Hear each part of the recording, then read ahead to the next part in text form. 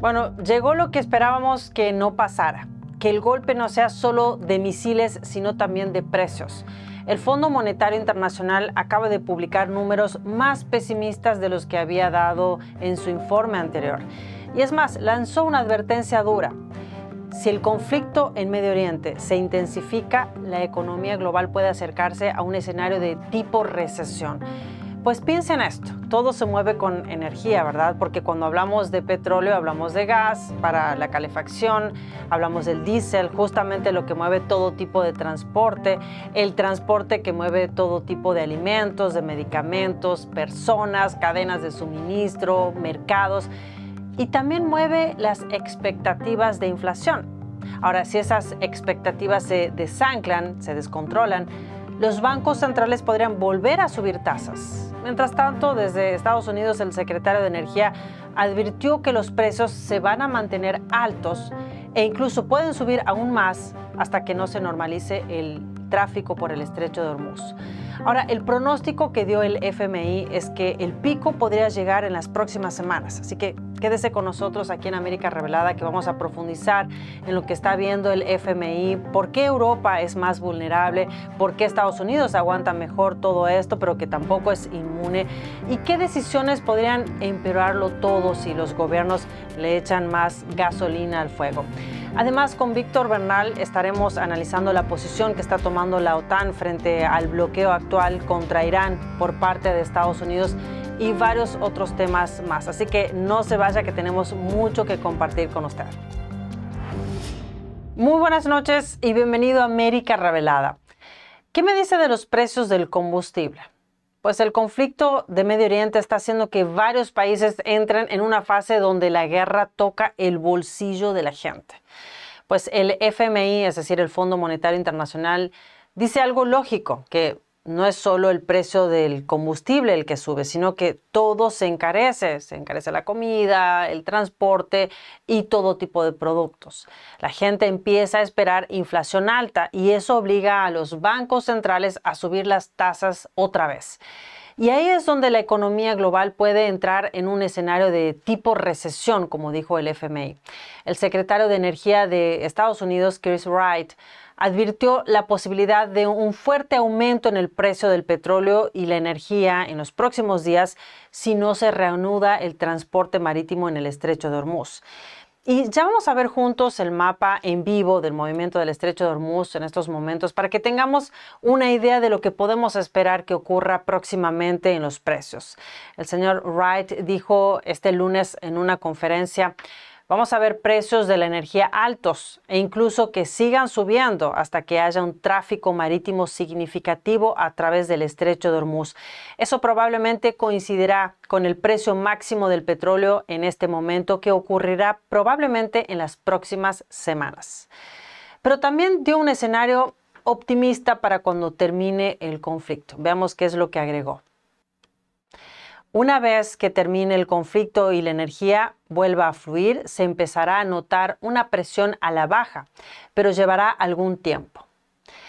Lo que dice aquí es que el pico del precio del petróleo por esta disputa probablemente llegue en las próximas semanas y que después, cuando termine este conflicto y vuelva el flujo de energía, habrá presión o fuerzas que empujarán los precios para bajar, lo que va a aliviar el bolsillo de todos, por supuesto.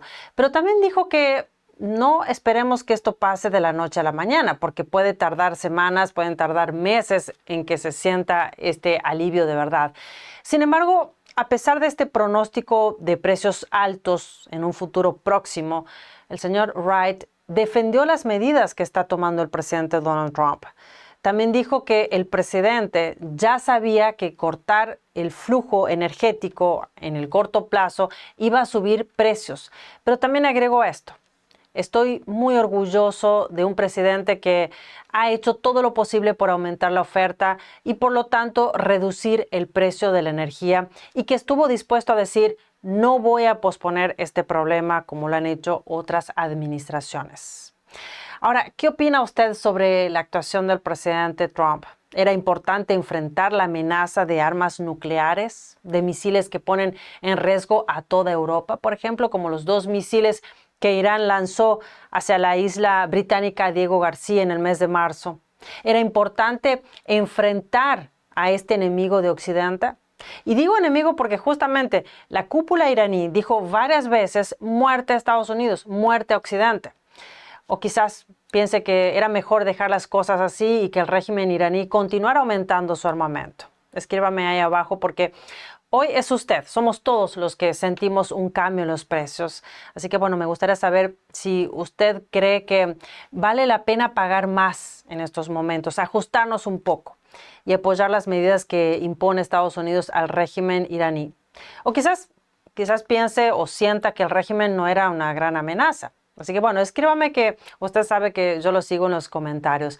Ahora, vamos a lo que está alertando el FMI, o sea, el Fondo Monetario Internacional, que hasta habló de un tipo de recesión. Veamos qué dice en su página web. Es esencial fomentar la adaptabilidad, mantener marcos de políticas creíbles y reforzar la cooperación internacional para sortear el shock actual y también prepararse para futuras perturbaciones en un entorno mundial cada vez más incierto. Bueno, ahí habla de un capítulo 2. Yo le voy a dejar, como usted sabe, en el primer mensaje destacado de este video, toda la fuente de información para que usted vea el capítulo 2, el capítulo 1 y esta página completa. Dice, el capítulo 2 muestra que el incremento del gasto en defensa provocado por el aumento de las tensiones geopolíticas podría impulsar la actividad económica a corto plazo, pero también, dice, generar presiones inflacionarias, debilitar la sostenibilidad fiscal y externa y entrañar un riesgo de desplazamiento del gasto social, lo que a su vez podría producir descontento y malestar social, como se desprende del capítulo 3, como le dije, ya le voy a mostrar más abajo. Cuando estalla un conflicto surgen profundas disyuntivas macroeconómicas y se producen cicatrices que se prolongan mucho más allá del impacto inmediato de la guerra. Es decir, que esto se puede extender un poco más en el tiempo, no solamente cuando termine esta guerra, este conflicto que esperemos que sea lo antes posible, que se termine pronto. Vamos un poco más abajo porque hay un gráfico que es importante en la página del FMI. Hay un gráfico que muestra las proyecciones de los diferentes países. Vamos un poco más abajo. Aquí vemos las proyecciones de crecimiento, cómo están, lo que podemos ver en la economía mundial en diferentes zonas, en diferentes países. Dice producción, un poco más arriba, producción mundial. Bueno, el año pasado estaba en un 3.4, se redujo a este año un 3.1. El año que viene se pronostica una proyección del 3.2, es decir que bajó, ¿verdad? Estados Unidos tiene un 2.1, un 2.3 este año aumentó y para el año que viene se prevé que baje nuevamente a 2.1, pero vemos que en líneas generales se mantiene, ¿verdad? La zona del euro, es decir, Europa, esa zona, dice que tiene, veamos cómo se reduce en esta parte. Dice 4.1, 1.1, 1.2, es decir, que la reducción es mayor. Alemania también tiene mayor reducción de 0.2 a 0.8 y luego 1.2. Francia 0.9, 0.9, Francia como que se mantiene, al igual Italia, España, ahí se reduce más, 2.8 pasa a 1.8. Luego veamos el Reino Unido, otro país que va a sentir más recesión. De 1.3 baja a 0.8 este año y 1.3 para el año que viene es lo que se prevé. Luego quería mostrarle por ejemplo, otra economía que va a sentir bastante, que es en Oriente, China. China va a pasar de 5 puntos el año pasado a 4.4 este año y para el año que viene 4 puntos. Es decir, que China es la que se ve afectada, al igual que India, que también depende del petróleo que sale por Hormuz. De 7.6 el año pasado, este año 6.5 y se prevé que se mantenga igual para el año que viene de 6.5. Ahora interesante porque aquí vemos, antes de ayer, el lunes estuvimos hablando aquí, si se perdió ese episodio, se lo recomiendo que vean nuestro programa. Estuvimos hablando con Víctor Bernal en nuestra sección de Pulso Global, justamente qué es lo que podría pasar en América Latina luego de todo este conflicto en Medio Oriente. Y aquí es interesante porque dice América Latina y el Caribe, dice que pasa de 2.4, 2.3 este año y luego sube a 2.7. Es decir que, quién sabe, se podría beneficiar de alguna manera, quién sabe si será porque de aquí, de América Latina, pueden salir más petróleo, se puede exportar más petróleo, mejorar la economía del continente.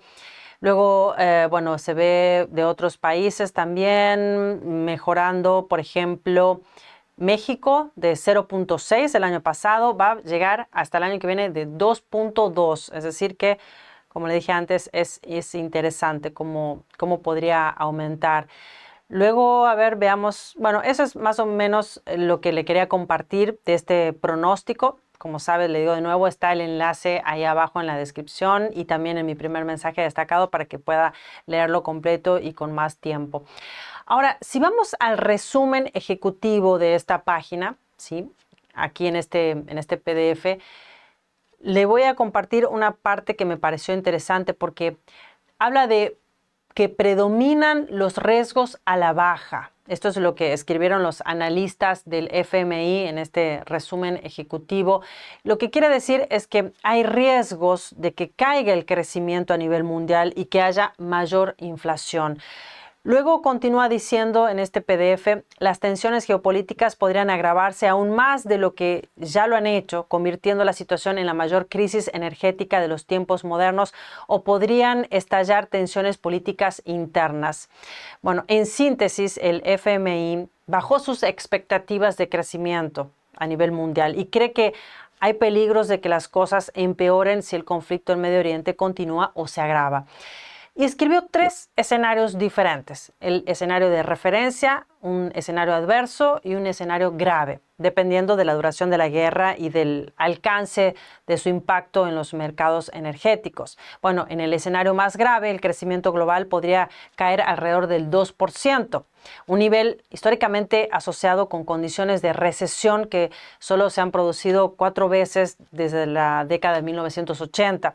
La directora del FMI, la señora Kristalina Georgieva, en una entrevista reciente con CBS, dijo lo siguiente: esta crisis es de gran magnitud, es global. Todo el mundo usa energía, todo el mundo siente las consecuencias. Bueno, la señora Georgieva ha señalado que hasta el 13% del suministro global del petróleo y el 20% del flujo de gas se han visto interrumpidos. Y dijo además, la gente está sufriendo. Es decir, que esto ya ha llegado a la casa de todas las personas, la mayor en casi todos los países del mundo. Ahora, el FMI muestra también que Estados Unidos, a todo esto, siendo una de las economías más avanzadas, está en el grupo menos afectado. Y por una simple razón: es exportador de energía. Por eso, en el pronóstico que vimos recién hace un momento, vimos que Estados Unidos quedaría en torno al 2.3% este año, que es el crecimiento esperado del PIB de Estados Unidos para este 2026. Es decir, apenas una décima parte menos que el pronóstico anterior del FMI. Y relativamente también va a tener una economía robusta para el próximo año, 2027, con alrededor del 2.1. O sea que sigue creciendo a un ritmo sólido. Ahora, usted quizás se pregunte, ¿de dónde sale toda esa resiliencia según el FMI? Bueno, tengamos en cuenta que en esta administración hubo recortes de impuestos. La administración Trump bajó impuestos para las empresas, para las familias, quintó, por ejemplo, el impuesto de las propinas. Además, la Reserva Federal bajó las tasas de interés, lo que ha abaratado los créditos, las hipotecas, los préstamos. Además, también hay una ola de inversión en el país, una inversión fuerte en la infraestructura de inteligencia artificial. Y algo importante que indica el FMI es que hubo una mejora en la productividad desde la pandemia. Es decir, la gente ahora, los trabajadores son más productivos por hora trabajada. Pero ojo, que decir Estados Unidos sea uno de los menos afectados no significa que esté blindado, que sea inmune. Pues el FMI advierte que si el petróleo se mantiene alto, con inflación todavía por encima del objetivo del 2%, la Reserva Federal podría tener que volver a subir las tasas de interés otra vez y frenar la economía. Ahora, si nos vamos a los que manejan los euros, ¿sí? Si nos vamos a Europa, bueno, la cosa cambia. El economista jefe del FMI, el señor Pierre-Olivier Gourinchas, lo llamó como lo que dice en los manuales de economía shock negativo de oferta. Ahora, ¿qué hace este tipo de shock? Bueno, sube los costos de bienes y servicios, rompe cadenas de suministro, crece la inflación y se castiga al poder de compra. Ahora, vamos a los números para que entendamos mejor qué significa un escenario severo que está planteando el FMI para Europa. O sea, para la gente, también para la gente de Europa que va a hacer sus compras y tiene que sacar su bolsillo a ver qué es lo que va a gastar. Bueno, veamos en este gráfico, justamente aquí vamos a ver en este gráfico lo que significa, lo que se pronostica para el año que viene y lo que está este año. Por ejemplo, el petróleo promedio de este año es $110. Para el año que viene se espera ya $125 el barril en el 2027. Vamos al gas. El gas en Europa podría subir un 200% en este periodo. Los alimentos pueden aumentar más del 5% en este 2026 y más del 10% el año siguiente, en el 2027. Ahora vamos a las expectativas de inflación a un año. Más de 100 puntos base en economías avanzadas y más de 130 puntos en emergentes, en economías emergentes. Ahora, si vamos a la inflación, ¿sí? A la inflación global, está por encima del 6% en este año 2026 en el escenario severo, que es el cuadrito que está abajo, un 5.4% en el escenario adverso y en el escenario de referencia está un 4.4%. Y bueno, y el FMI también avisa algo clave, que cuando se instala la idea de que la inflación llegó para quedarse, bueno, eso es lo que dispara reclamos salariales, lo que dispara también los ajustes en los precios, y ahí los bancos centrales tienen que pisar el freno, incluso si eso duele más que en el ciclo del año 2022. Para su referencia, en el año 2022, después de la pandemia, explotó la inflación a niveles que no se veían en 40 años. Además, la guerra en ese momento de Ucrania disparó los precios de la energía y los alimentos. Los bancos centrales también subieron las tasas de interés muy rápido y de manera muy fuerte. O sea que la economía mundial en estos momentos ya está un poco golpeada, a pesar de que pudo bajar la inflación en ese 2022, pero ahora con esta guerra actual, con los precios de la energía nuevamente altos, bueno, tenemos un colchón más finito, ¿sí? Tenemos menos colchón para absorber otro shock. Entonces, según el FMI, la caída esta vez puede doler un poco más que en el año 2022. Ahora, para entender la situación actual, quiero que vayamos juntos a ver el tráfico en el Golfo, donde pasa justamente ese 20% de energía que abastece a muchos países en el mundo. Aquí vemos un poco más abajo, hay 8 barcos, por lo que se ve en estos momentos. Puedes bajar un poquito. Bien, aquí vemos, bueno, si vemos esta página que está en vivo sobre lo que está ocurriendo por el estrecho de Hormuz, en las últimas 24 horas pasaron aproximadamente 16 barcos. En estos momentos hay 11 barcos que están circulando, ¿sí? Ahora, si bajamos un poco más, ahora esto, estamos hablando de 11 barcos y para que tenga una referencia, se esperan en promedio, un tiempo normal, en esta zona del Golfo pasan aproximadamente 60 barcos, como vemos ahí el dato que está ahí abajo. Ahora, si bajamos un poco más, tiene bastante información. Le voy a compartir este enlace para que usted también lo vea cuando quiera, pueda estar al tanto de lo que está pasando por el estrecho de Hormuz, que como vemos, estamos esperando que eso cambie para que mejore la economía en el mundo. Dice, bueno, aquí habla justamente de lo que se está ahora hay una segunda propuesta de conversaciones. Eso es interesante porque ya hubo una conversación entre Estados Unidos e Irán el fin de semana que no tuvo éxito y esperemos porque bueno, presuntamente hasta el presidente Donald Trump dijo que van a hablar, va a haber una segunda charla con el régimen iraní, así que tenemos que estar atentos. Nosotros vamos a seguir toda la información y la vamos a compartir con usted. Dice, se propone una segunda ronda de conversaciones entre Estados Unidos e Irán tras el fracaso de las negociaciones en Islamabad. Bueno, vamos un poco más abajo. Aquí dice que, bueno, el petróleo mundial el 20% está en riesgo. Justamente ese es el 20% que pasa por esta zona del Golfo. Luego dice las partes críticas. Bueno, China está sufriendo más que nada porque tiene una dependencia del 33%. Japón tiene una dependencia del 70%. Corea del Sur, 65%. La India tiene un 35%, ¿sí? Ahí, bueno, dice los que más están sufriendo todo esto, que es China, Japón y Corea del Sur. Luego está India y está Europa, ¿sí? Que también alta, dice, tienen un riesgo alto en estos momentos. Y Estados Unidos, bueno, se mantiene, ¿verdad? Es lo que dijimos.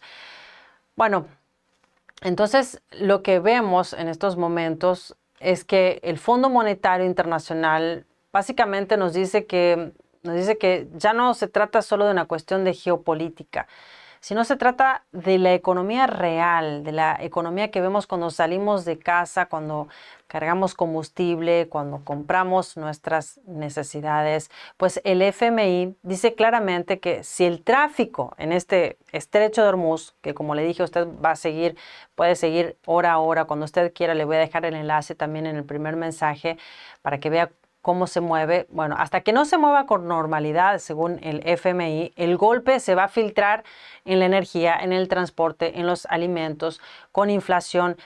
Y aquí viene la parte incómoda.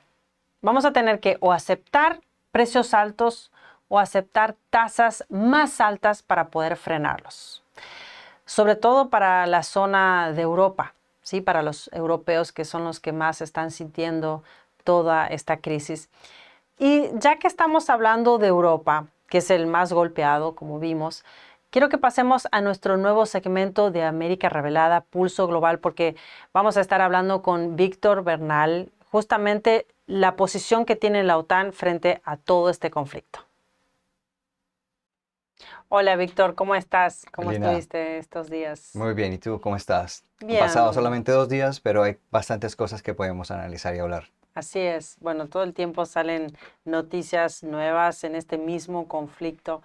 Pues hablando justamente de lo último que hablé en el segmento de América Revelada fue sobre Europa Mm. y quisiera que analicemos esa parte, pero antes quiero hablar con usted que está del otro lado, porque muchos hicieron comentarios y nosotros estamos muy atentos a los Sí. comentarios que nos dejan preguntando o diciendo que Víctor es un invitado aquí en el canal, en el programa, y no es así. Víctor es parte de nuestro programa y hoy vamos a ver esta parte de la OTAN. ¿Qué me cuentas?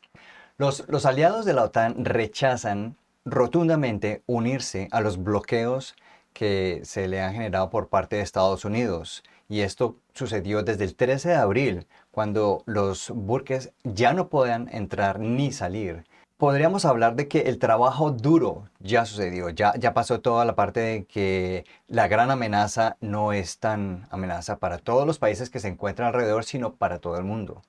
Y ahora, si miramos esta ficha técnica, miramos qué fue lo que Estados Unidos, dentro de su impacto devastador en Irán, 150 buques, más del 90% fueron destruidos de toda su flota.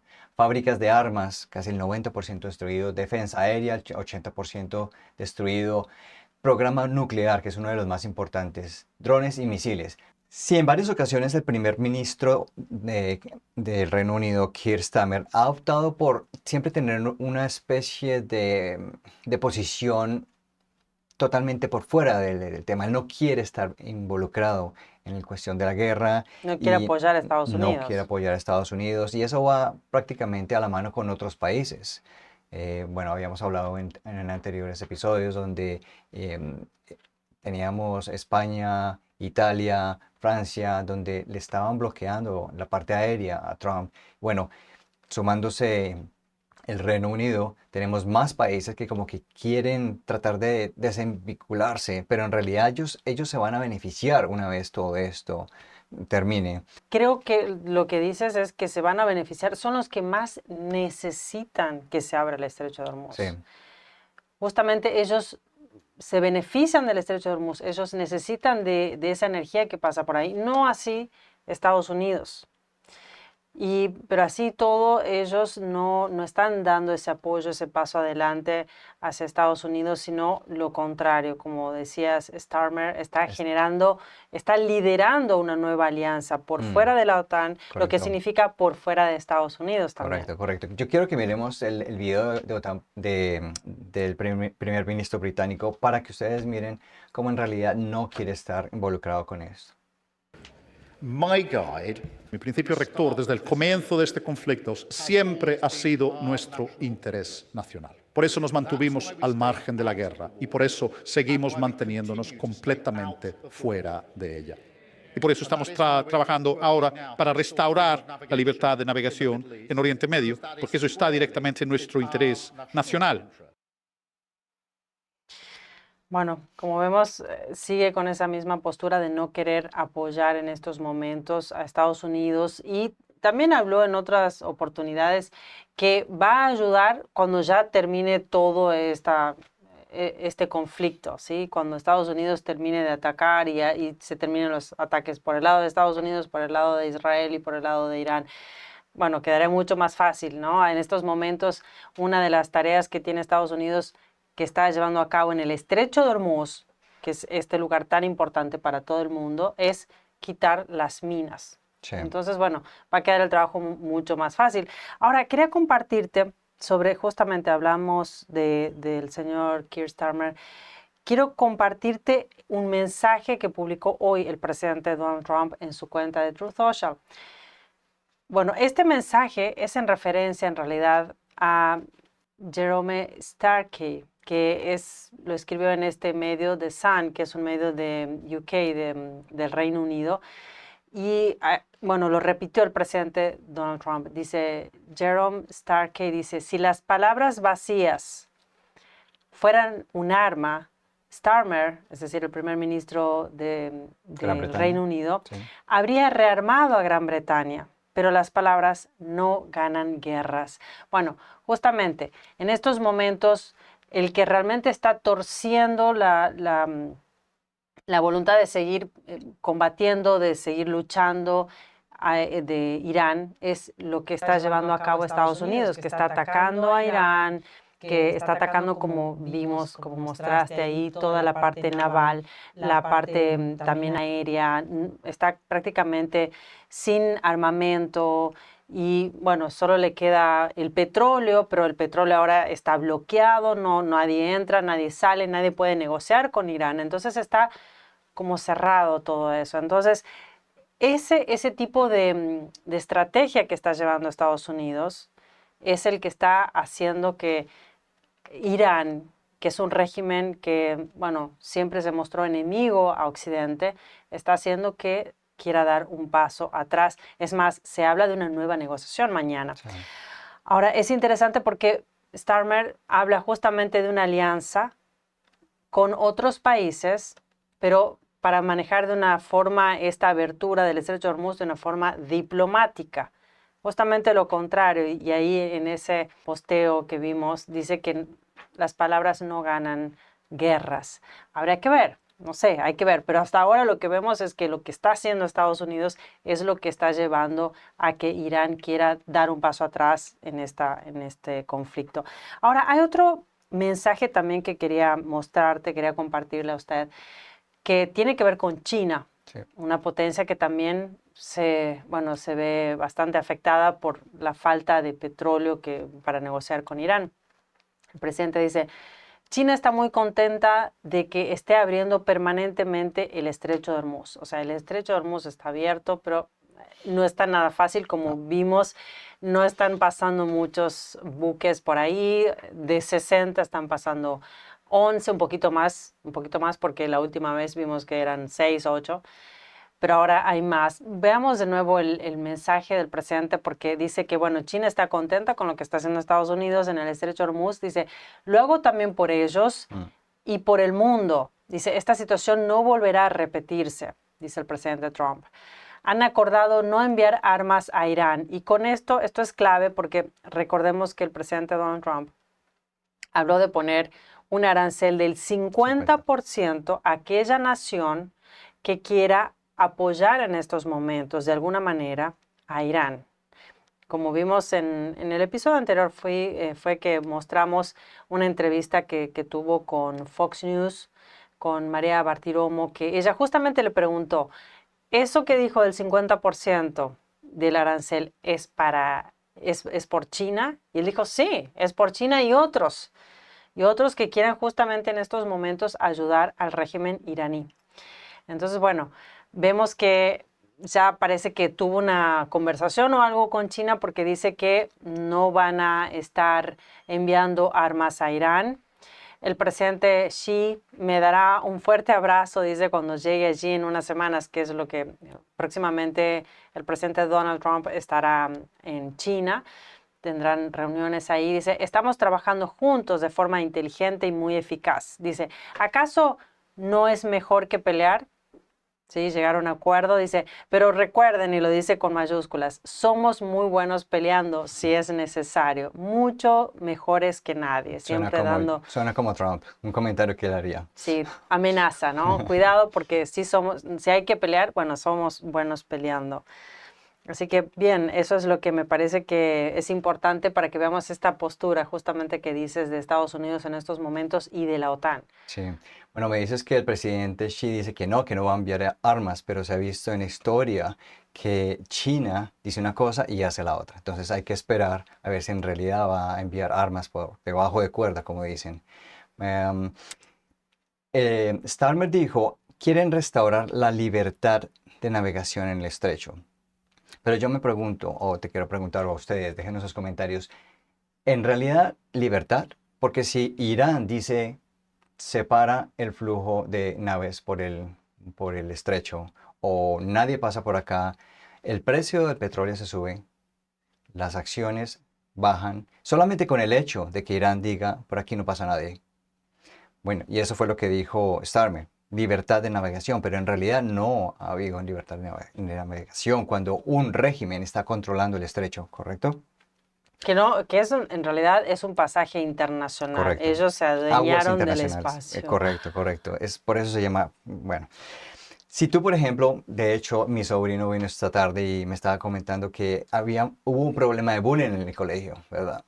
Entonces, si tú te pones a analizar, si tienes un hermano mayor y el hermano mayor es el que viene porque es más grande, tiene tiene más fuerza que otros niños, pueden defender a sus hermanos, es prácticamente un análisis así en el que Estados Unidos históricamente ha defendido a otros países, es más fuerte. Entonces, ¿tú qué crees? ¿Cuál es la posición de los otros países, siendo los hermanos pequeños, que están esperando que Estados Unidos siempre venga y haga el trabajo? ¿O cómo lo ves?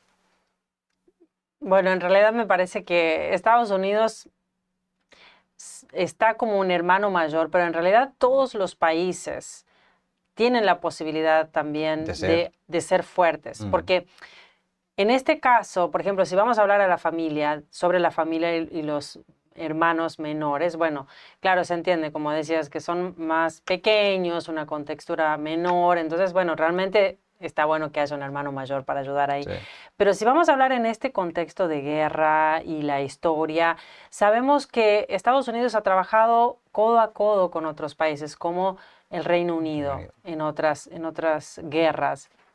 Y ahora la postura, en realidad, fue que ellos decidieron reducir también su presupuesto en armamento. Entonces, ellos quedaron queriendo quedar dependientes de alguna manera de Estados Unidos. Porque si vemos el presupuesto que de Estados Unidos en la parte militar y el presupuesto que consiguió Estados Unidos a que los aliados de la OTAN aportaran, estamos hablando de más del 3% de Estados Unidos, y los países aliados se consiguió que lleguen a un 2%, que ahora, recién ahora están cumpliendo. Entonces, por eso es que termina él siendo el hermano mayor, pero en realidad no debería ser. No debería ser. Ellos han optado por ponerse en un punto, digamos así, como débiles, de no quiero invertir atrás detrás del Estados hermano Unidos. mayor. Pero Ahora, tampoco lo quieren Francia. apoyar. Exacto, Tampoco no lo lo quieren, apoyan. no lo apoyan. Y bueno, eso se vio desde antes. Y él precisamente ha tratado de establecer conversaciones y de pronto hacer menos, de hacer menos activo en OTAN. Bueno, Francia y el Reino Unido. Ellos están planeando crear un grupo, ¿verdad? Este grupo de no beligerantes dispuestos a contribuir con un flujo y que no hayan interrupciones en el estrecho de Hormuz. ¿Cómo crees que este grupo vaya a ejercer algún tipo de negociaciones y garantizar un flujo en el estrecho de Hormuz si no está Estados Unidos? Obviamente no está sumado a Estados Unidos. ¿Por qué? Porque Estados Unidos va justamente militar, va con fuerza militar y ellos quieren hacerlo de manera diplomática, y ahí volvemos justamente al mensaje Correcto. que compartió el presidente Donald Trump. No quiere justamente Starmer, que está liderando este nuevo grupo, que por cierto tiene varios nombres, no sé si Sí, sí, viste. sí. Bueno, yo quiero preguntarles a ustedes, ¿ustedes creen que países no beligerantes, que significa que no tienen gran armamento, que no quieren solucionar las cosas como a la ofensiva, sino a la defensiva, creen que pueden resultar en una buena alternativa para, digamos, negociar con regímenes como Irán? Nombres, hablemos de nombres.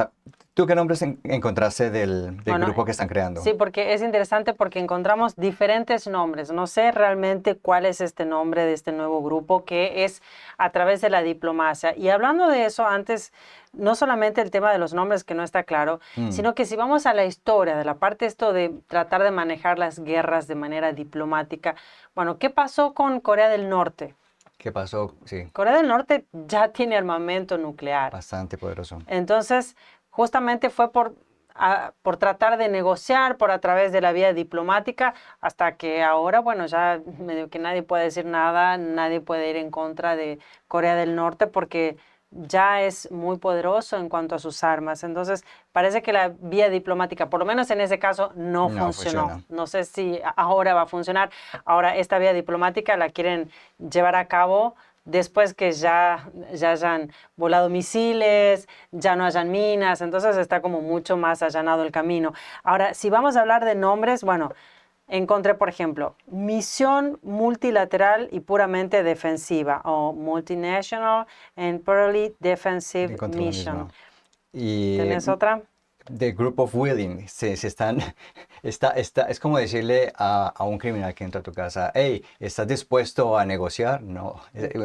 ¿Cuál nombre tienes el de Willing? Sí, bueno, esa es coalición de los Coalition of the dispuestos. dispuestos. ¿Estás dispuesto a negociar? Y la otra persona del otro lado con el armamento, ¿quieres negociar? Bueno, Claro. tienen tantos nombres que en realidad Sí, hay uno más, espera, hay uno más. Wide Coalition, coalición multinacional amplia. Ajá, bueno. Sí, bueno, todavía no sabemos cuál es el nombre realmente, no sé, porque salieron varios. Lo importante es que sí, está excluido Estados Unidos, Israel y obviamente Irán. Elena, te quiero preguntar, ¿tú crees que la OTAN está así de reacia con Trump de que se salga de la OTAN, ya que hubo negociaciones con Estados Unidos para que Estados Unidos siempre esté en la OTAN? Ahora Trump puede ser que, como hemos dicho, no vaya a tener tanta actividad ahora con la OTAN, pero ¿tú crees que ellos están presionando a Trump porque sabe que no se puede salir? Bueno, en realidad sí es verdad que no se puede salir porque él lo decida, sino que Habrá que Trump votaciones. dijo que sí, él dijo, yo si quiero salgo, pero en realidad sabe que también puede. necesita Votos. votos en el Congreso y no sé si se lo van a dar, porque de hecho la administración anterior de Joe Biden llegaron a un acuerdo, se firmó una ley junto con el Congreso que hace que, o sea, que pone expresamente que los presidentes de Estados Unidos no pueden salir de la OTAN y que tienen que apoyar la OTAN, a no ser que haya una votación en el Congreso que apruebe esa salida de Estados Unidos de la OTAN. Y él sabe que no va a suceder, desafortunadamente. No, sí, no creo que sea el caso. Sí. Pero también tiene otra opción. Tiene una alternativa así por otro lado, que puede ser que, bueno, diga Estados Unidos, bueno, no voy a poner tanto dinero. Si ellos ponen un 2%, ¿por qué yo voy a poner más de un 3%? O bueno, No a ver, participo tanto, tan activamente. claro, No Ucrania, no Sí. necesito, no le puedo dar tanto armamento. De hecho, por darle tanto armamento, a mí me perjudicó, no tengo tanto armamento ahora. Puede tomar cualquier otra decisión que sea no colaborar tanto con la OTAN, si es el caso. Ya que mencionas Ucrania, cuando el conflicto entre Ucrania y Rusia sucedió, muchos países preguntaban, bueno, ¿y Estados Unidos qué va a hacer? Ahí volvemos al ejemplo del hermano grande. ¿Qué van a hacer? Pero, ¿qué van a hacer ustedes que están en Europa?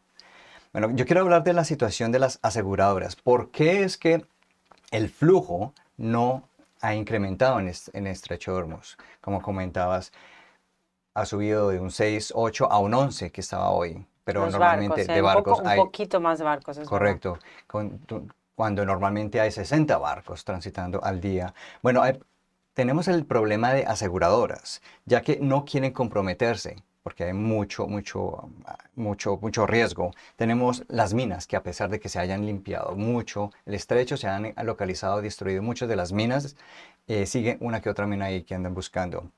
Hablamos de impuestos, peajes. Se han impuesto peajes para... Irán ha puso puesto peajes. hasta de $2 millones. Ilegalmente, Ilegalmente. ¿no? Claro, eso Y no es algo. eso es lo que está investigando Trump, para ver cuáles han pagado esos $2 millones. Y tenemos empresas de contenedores, empresas logísticas, donde están cobrando de $2.000 a $4.000 por cada contenedor. Entonces, el costo sube, sube, sube. Y esa es una de las posibilidades por las cuales no haya mayor flujo y estén prácticamente estancados o esperando por alguna otra situación. El 6 de marzo, Estados Unidos ha proporcionado reaseguros para pérdidas hasta $20.000 millones en la región del Golfo. Esos reaseguros son seguros que se le otorgan a las aseguradoras. O sea, Estados Unidos asegura a las aseguradoras. Correcto. Interesante. Ahora tenemos, el presidente Trump ordenó a la Corporación Financiera del Desarrollo Internacional, vamos a ver, el DFC dice, nos complace asociarnos con el Chubb, que es una empresa aseguradora bastante grande, una de las aseguradoras líderes del nivel mundial para ayudar a reactivar el flujo de energía y comercio a través del estrecho de Hormuz. Entonces, ves que hay bastantes alternativas, bastantes elementos para que esto surja. Y esto sucedió, de hecho, una semana, bueno, el 6 de marzo, una semana y algo antes del conflicto, después del conflicto. Aquí justamente dicen en la segunda parte que falta ahí, El justamente plan de dice que es reaseguro. reaseguró el marítimo del DFC y combina la experiencia líder en su suscripción de Chubb con el compromiso financiero del gobierno de los Estados Unidos. Bueno, de cierta forma lo dice, pero lo que hace es que simplemente está respaldando el flujo. Entonces, puede ser que los barcos o los dueños de los barcos o las aseguradoras no quieran cometer ese riesgo. Es como si, por ejemplo, vas en tu carro y ves una protesta en la calle y ves delincuencia, ves que está la situación bastante agitada. ¿Te metes o no te metes en el trancón? Vas con tu familia, no quieres poner a tu familia en peligro. Tienes en tu mente, estoy asegurado, ¿qué es lo que me cobra y me seguro? Y este tipo de cosas son los que están pensando los dueños de los barcos, los dueños de las aseguradoras, la gente que quiere el petróleo. Bueno, Y esa es una buena pregunta. ¿Qué es lo que cubre? ¿qué es lo que cubre? Porque puede estar en pequeñas letras, puede estar... No, puede ser que no estén cubiertos para todo. Bueno, Algo muy común de las aseguradoras. Cubre, pero esa partecita no se leyó y eso no cubre. correcto. Dice que ¿qué es lo que no cubre? Este seguro gubernamental de Estados Unidos cubre principalmente el daño físico, el daño a la estructura, al casco, la maquinaria y el cargamento. Pero muchos de los dueños de estos buques siguen dudando porque aparentemente no cubre completamente la responsabilidad de, por ejemplo, la responsabilidad civil con la tripulación. De cierta forma, la carga. Contaminación, problemas de contaminación, porque si se hunde y todo el petróleo va a contaminar.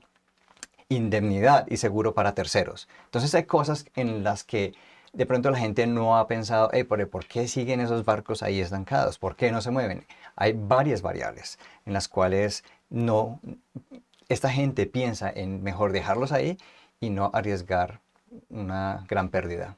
Sí, hay varios barcos que están estancados y las aseguradoras es un punto importante porque, bueno, perder tripulación es un riesgo, puede generar juicios a la empresa, el cargamento, bueno, dices que sí cubre, pero hay que ver qué criterios hay que Correcto. seguir para poder recibir este seguro. Entonces, bueno, todo es un riesgo y las aseguradoras es un punto clave también Claro. para poder circular sin peligros. Bueno, hablando de circulación sin peligros, hablemos de, de circular lanchas. Cuéntame cómo lanchas circulan y tienen gran peligro. Cuéntame un poco de... Bueno, sí, justamente. Vamos ahora a Latinoamérica, porque Ok. eso de circular con lanchas y sobre todo para pescar peces en polvo, como dijiste, Se bueno, transporta peces en polvo. sí, No, sí, sí. no es narcotráfico, No, es pero otra cosa. es muy Es peligroso, muy le digo. Sobre peligroso, todo muy si lo quiere peligroso. hacer, si quiere pescar este tipo de peces en el Mar Caribe o por O en esa el zona en el Atlántico, en el Pacífico. En el Pacífico. Pacífico No es entiendo por qué peligroso. siguen haciéndolo. No entiendo por qué las lanchas siguen circulando. Vamos a ver este artículo que tenemos acá, que es de The Epoch Times, que muestra un nuevo, justamente que Estados Unidos ha batido también. Vemos ahí más arriba el título, dice 4 muertos en el último ataque militar estadounidense contra una embarcación sospechosa de narcotráfico. Mm. Esto sigue ocurriendo. El presidente Donald Trump, por tu pregunta, ¿no? El presidente Donald Trump dijo, o son personas que no tienen televisión, como que no están informadas y siguen, o son muy valientes, dice el Mm. presidente. Son muy valientes porque ellos siguen yendo a traficar este tipo de drogas y armas. O les gusta mucho el O dinero. les, no, pero es que van a morir, o sea, ya Sí, van no está muriendo un montón de enterado. Bueno, personas o no ven la tele, no saben lo que está pasando con Estados Unidos o son demasiado valientes. Veamos un poco más abajo, esto es ahora, esto ocurrió esta semana, sí. de hecho este artículo es del día 15 de hoy. Dice, el ejército estadounidense informó que el martes atacó una embarcación de narcotráfico perteneciente a una organización terrorista en el Océano Pacífico Oriental, lo que provocó la muerte de 4 personas acusadas de narcotráfico. Bueno, estos son los pesqueros. Digo pesqueros porque muchos dijeron que son pesqueros, en realidad lanchas pesqueras. Pero bueno, ese es el problema de las lanchas pesqueras que está ocurriendo y continúa pasando en la parte de Latinoamérica. Bueno, hablando de narcotráfico, de tráfico de varias cosas, ¿sabes cuál es el tráfico más pesado que hizo Pablo Escobar? ¿Sabes quién es Pablo Escobar, cierto? Sí. Pablo Escobar, Sí, el colombiano. sí. ¿Cuál fue el tráfico más pesado? Que no es pez y no es pescado. ¿Cuál fue el tráfico más pesado que hizo Pablo Escobar? Armas, armamento. No. Hipopótamos. Hipopótamos. Sí. Él importó 4 hipopótamos de África, de forma ilegal obviamente, se los llevó a su hacienda, donde tenía un zoológico bastante grande. Y esos hipopótamos, cuando la policía vino y incautó su finca, cuando ya lo cogieron preso, esos hipopótamos se escaparon y en un hábitat como a cercanías al río Magdalena, se multiplicaron a 200 hipopótamos. 200 que ahora, de hecho, están siendo una amenaza para la gente que vive ahí porque son bastante violentos. ¿Y dónde es esa zona? Bueno, esta Le zona, pregunto, él también es colombiano, entonces sabe mejor que yo. esto se ¿Dónde llama, queda esto? esto fue en la hacienda Nápoles, Ajá. esto fue en Puerto Triunfo, Antioquia, pero estos hipopótamos también se han visto en la Isla del Silencio y Bocas de Cocorná. Algunos de ustedes conocerán las áreas. Pero bueno, estos 200 hipopótamos han ¿Está muy causado poblado bastantes ese lugar? problemas. Han causado bastantes problemas. Y por los problemas que han causado, el Ministerio de Ambiente de Colombia, ellos tienen planeado frenar la expansión y el crecimiento de población de los hipopótamos. Pero no te imaginas de qué forma. El 13 de abril, esta semana, en Bogotá, Colombia, el Gobierno Nacional, a través del Ministerio del Ambiente y Desarrollo Sostenible, incorporado por primera vez un protocolo técnico de eutanasia. Los van a poner a dormir a los hipopótamos, el cual tiene un costo de 7.200 millones de pesos, lo que equivale a unos 2 millones de dólares para darle de baja o para matar a estos 200 hipopótamos. Ahora, te preguntaba, ¿estos hipopótamos están en una zona urbana? ¿Cómo es ese lugar? ¿Es un lugar pequeño? Hay lugares urbanos, hay lugares donde prácticamente están a la disposición de toda la flora y fauna, pero también están dañando la flora y la fauna, porque en términos de excremento, sabes que es un dato interesante, pero ellos defecan 200 kilogramos al día cada hipopótamo. 200, hay que mantener. Entonces está afectando mucho el agua, y cuando afecta el agua, está afectando la tortuga del río, está afectando los manatís que se encuentran en esa área, está afectando, bueno, flora y fauna, y porque comen demasiado. Bueno, y para corroborar el monto que se le ha asignado a esa tarea, ahí vemos en pantalla, a través del Fondo de la Vida y la Biodiversidad, acaba de decidir que se dispone 7.200 millones de pesos, y eso lo afirma Irene Vélez Torres, que es la ministra de Ambiente y Desarrollo Sostenible, que equivale a 2 millones de dólares, lo cual son como unos 10 a 15 mil dólares por hipopótamo. Ahora, planean empezar a trabajar con 33 hipopótamos por año, pero entonces, si hacen eutanasia a los 33 hipopótamos, quedan los otros 170 o algo de hipopótamos que se van a seguir reproduciendo. Y entonces prácticamente no se está haciendo mucho. Actualmente se estima que la población supera los 200 hipopótamos. Para el 2030 van a haber 500 y se estima que para el 2035 van a haber 1.000. Entonces sí hay un crecimiento exponencial y deberían ajustar, yo creo, que la forma en la que van a resolver este problema, porque como yo estoy de acuerdo contigo, eutanasia pues de pronto no es como la mejor forma. ¿Tú qué otra solución les podrías dar a ellos? Bueno, la eutanasia sí, no sé, yo la verdad que no estoy a favor de la Muerte. eutanasia porque yo siento que, bueno, es de alguna forma matar, ¿no? No O es sea, natural, sí. Sí, sí. Y en este caso, bueno, con respecto a los animales, que veo que es un animal invasivo, la verdad que yo no sabía mucho de Sí. hipopótamos, veo que es bastante invasivo, que Lo se es. reproducen muy rápido y son enormes y no están acostumbrados y no son de Colombia, No son ese es el de tema, no Mm. son de Colombia, esto es realmente una gran herencia de Escobar, es una pesada herencia. Ahora, en este caso de la eutanasia, no sé, para que no se reproduzcan, lo que yo, no sé, propongo desde mi humilde opinión es que separarlos, o sea, Sí, juntar ese dinero, buena son idea. 15.000 dólares por hipopótamo. Bueno, a ver, con ese dinero se puede hacer, yo me imagino, no sé, eres de Colombia, sabes, pero ese dinero me imagino que es mucho como para generar un espacio, poner los machos de un lado, las hembras del otro, por lo menos para que no sigan haciendo más Reproduciéndose. grande el problema. Pensé que me ibas a decir, como yo soy de Argentina, de pronto hacer un barbecue con ese dinero. No, pero hablando con toda la seriedad, ese dinero que fue reincautado de lo que se le quitó a Pablo Escobar de su ilegalidad, ese dinero debería salir de allí, porque es un dinero que está saliendo del Estado y se van a seguir reproduciendo y van a generar más problemas, porque la invasión que están cometiendo ahorita ya está afectando a la gente y ya bueno, atacan muchísimo, por ejemplo, en Kenia, en África, atacan mucho. Han habido dos casos en los últimos años en Colombia donde estos hipopótamos que ya van a las ciudades atacan a la gente. Ya hay casos Ya hay casos. en Gente Colombia. entrevistada que ha tenido, están trabajando en su cultivo y vienen y los hipopótamos los atacan. Es Aparte de ser bastante invasivos, peligroso. son muy peligrosos. Mm. Bueno, te voy a dar hablando en broma de que se los pueden hacer en un asado. Bueno, en Kenia Hay que ver si son ricos. en Kenia sí son ricos. En Kenia y en otras partes de África, estos hipopótamos se comen.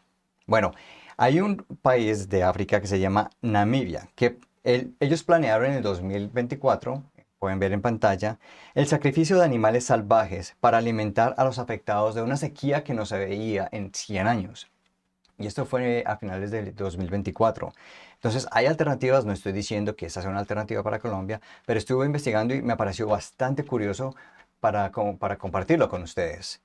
Más de 700 animales. Sí, correcto. Entonces, tenemos animales como de los que se sacrificaron, 723 animales en total, que están compuestos de 30 hipopótamos, 60 búfalos, 50 impalas, y bueno, pueden seguir leyendo cebras, 300 cebras, 83 elefantes, en toda África 200.000 elefantes, de los cuales 83 se sacrificaron en esta área.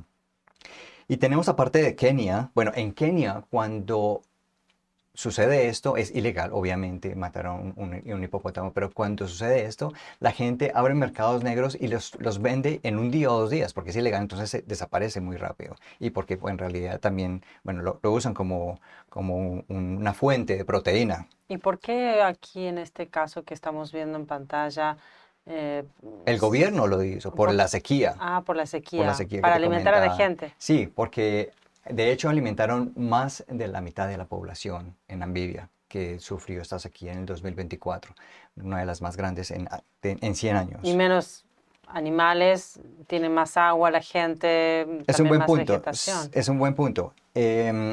Si tienes menos animales, se come menos el pasto, consume menos agua y aparte de eso les provee proteína a la gente que está prácticamente sufriendo. Bueno, hay este consumo de hipopótamos también sucede en el Congo, en Zambia, en Uganda, en Namibia, África Occidental y Central.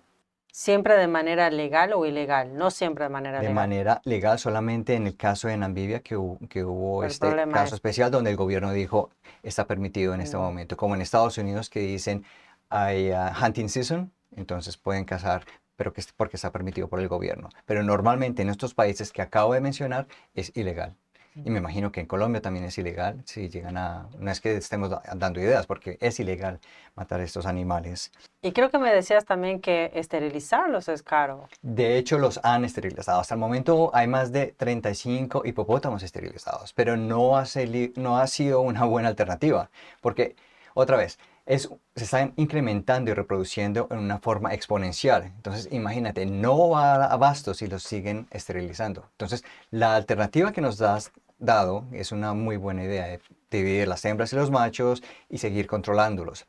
Porque ellos también buscaron alternativas como por ejemplo enviarlos a lugares como Filipinas, enviarlos a la India y había otro país que querían, pero no pudieron por el costo, no querían asumir el costo de manutención, así fuesen zoológicos, porque es aparentemente muy costoso. No sé si sea más costoso de $10.000 para enviarlos, pero bueno, es un proyecto que es bastante interesante y no sé si esté bien hacerlo. Bueno, ¿usted qué cree? ¿Está bien hacerlo? ¿Está bien? ¿Están de acuerdo con la eutanasia para estos hipopótamos?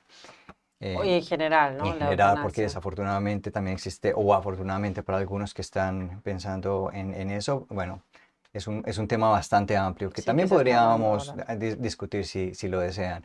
Sí, bueno, habría que analizar. Es un tema que se está hablando mucho, es un tema bastante delicado. Y como dice aquí nuestro amigo Víctor, si le parece un tema interesante, escríbanos ahí abajo también su opinión. Realmente se está hablando mucho sobre este tema porque antiguamente, en otros momentos, y no estamos hablando de hace muchos años atrás, es como que muchas veces se va Correcto. normalizando cosas que ahora son La muy gente lo ve normal. abiertas, lo ve Mm, normal.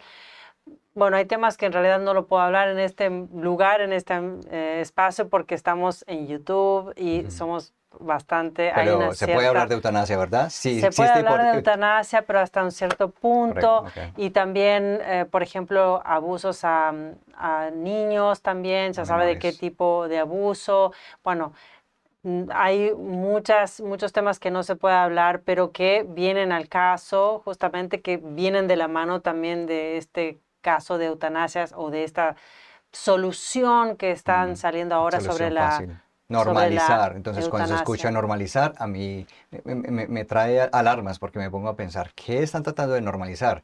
Si están tratando de normalizar es como tratar de presionar para que la gente piense de cierta forma y puede ser que no esté bien. Sí.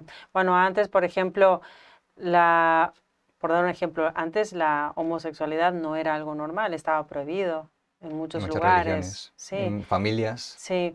Y ahora es normal. No estoy diciendo que esté mal o que esté bien, solamente es un dato Es un ejemplo de histórico, lo que se ha claro, normalizado. de lo que se ha normalizado. Ahora está el tema de la eutanasia. Que de hecho en Canadá los doctores han sido entrenados para dar charlas a las personas que quieren recibir eutanasia. Y entonces lo normalizan en la forma en que dice, ¿qué problema tienes? Y dependiendo del problema, que no es, como he dicho, una enfermedad mortal, sino que simplemente puede ser psicológico, trata de normalizarlo y dar la alternativa. Otro caso también que estaba recordando ahora es interrumpir un embarazo, por decirlo de una forma que lo puedo decir en YouTube. Interrumpir esa interrupción del embarazo, antes estaba prohibido, estaba prohibido. Y las mujeres justamente luchaban para que se prohíba esta interrupción del embarazo. Y ahora, bueno, es en Estados Normalizado. Unidos, en Argentina, en mi país, en España, en muchos países del mundo, es legal. Lo puede uno, cualquier mujer lo puede hacer, lo puede practicar. Entonces son esas cosas que se van normalizando, pero cuando en el comienzo es un tema que es, bueno, muy controversial, se forman muchos debates a través de eso. Vamos a ver qué es lo que pasa ahora con la eutanasia. Bueno, en este caso estamos hablando de animales. También puede generar mucha polémica, así que escríbanos ahí abajo. ¿Qué opina de esto de practicar eutanasia a estos hipopótamos en Colombia y que es tan costoso, ¿no? Sí. Es muy costoso esta solución, así que habría que ver. Ahora, antes de que nos vayamos, quería compartirte un artículo de Epoch Epoch Times, me Times, encanta. ¿sí? Epoch Times me encanta. Ya que estamos aquí en Latinoamérica, Sí. estamos hablando de Colombia, quería compartirte este artículo. Es un artículo de opinión, Ujú. ¿sí? Que dice, el Estado espía de Cuba a nuestras puertas, dice. Es hora de acabar con el régimen de los Castro. Y, de nuevo, es una opinión. Y aquí dice la opinión. El reciente informe del Buró Federal de Investigaciones, es decir, del FBI, confirma que el régimen comunista cubano ha operado durante décadas como una plataforma persistente y sofisticada de espionaje contra Estados Unidos y las democracias occidentales. Bueno, le dejo, como usted sabe, le comparto el enlace ahí abajo para que lea completa esta opinión que me pareció muy interesante. Y ya que estamos hablando de Cuba, quiero contarle de que vamos a estar viajando no a Cuba. Vamos a estar A una Cuba viajando, más pequeña. sí, sí, a la Hay pequeña mucho Cuba, cubano a allá. la pequeña Habana A se la llama. pequeña le llaman. Sí, la pequeña Habana que está en Florida, así que vamos a estar con las personas ahí en Florida, vamos a estar participando de un Festival festival de de cine. cine. Sí, un festival de cine que es muy interesante. De hecho, está la película, es un documental sobre la historia de la hija de Fidel Nada Castro. más y nada menos que Fidel Sí. Castro. Así que vamos a estar hablando con ella también. Vamos a ver ese documental, no me lo quiero perder. Vamos a estar este viernes, sábado y domingo. Vamos a estar allá, vamos a estar compartiendo con usted, por supuesto, todo lo que veamos y con las personas que podamos compartir y entrevistar. Así que bueno, quédese atento porque este fin de semana, desde el viernes, vamos a estar viajando allá, vamos a estar más de cerca con toda esa comunidad de latinos, porque allá en Florida hay una Mucho latino. importante comunidad de latinos, de cubanos, Mucho cubano. venezolanos, puertorriqueños, haitianos. Bueno, aquí también en Nueva York, pero ahí es como que todos hablan español prácticamente. Así que bueno, acompáñenos en este viaje, vamos a estar los dos también, va a estar Víctor, vamos a ir allá, vamos a estar con las personas de Latinoamérica, vamos a ver ese documental y vamos a estar compartiendo con usted. Se habla español, o sea que si quiero aprender inglés, vengo aquí a Estados Unidos y me voy para allá o voy para otro lugar. Y para hablar inglés, Para aprender a hablar inglés, no vayas no allá. creo que es una buena. Y hay muchos argentinos también, así que no solamente que va a hablar español, puede hablar en argentino, Argentino. puede comprar cosas que solamente el mate lo puede comprar ahí en Florida, así que voy a aprovechar para comprar mi mate allá. Es muy interesante que estemos hablando de la hija de Castro, porque en uno de los anteriores episodios habíamos hablado que la hija de Castro, la hija de Stanley, la hija de Xi Jinping habían venido aquí a vivir, a estudiar y demás. Y bueno, ya vamos a entrevistar a la hija de Castro. Sí, pero no creo que Fidel Castro haya enviado a su hija. Vamos a ver Vamos a ver en cómo realidad llegó. cómo llegó. Bueno, muchas gracias entonces por acompañarnos en este espacio y lo esperamos este próximo fin de semana que vamos a tener noticias desde Florida. Bueno, muchas gracias por conectarse. Gracias, Víctor, por acompañarnos. Gracias a ti, Elina, gracias a todos y nos vemos después de la Florida.